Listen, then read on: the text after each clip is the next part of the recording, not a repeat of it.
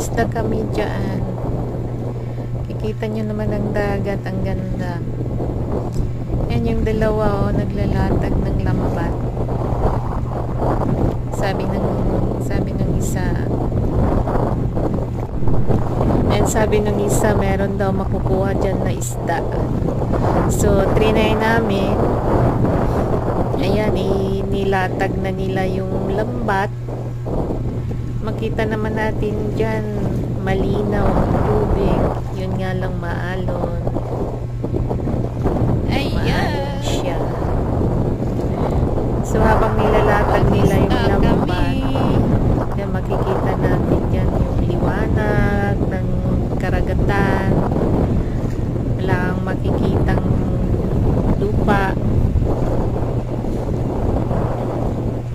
Ayan, mababaw lang naman dyan, guys. Kaso nga lang, medyo ano siya, medyo maalon nga. So, may nahuli rin kami dyang isda, maliliit nga lang. Ayan, tinapa na.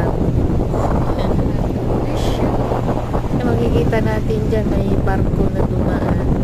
Ayun, barko.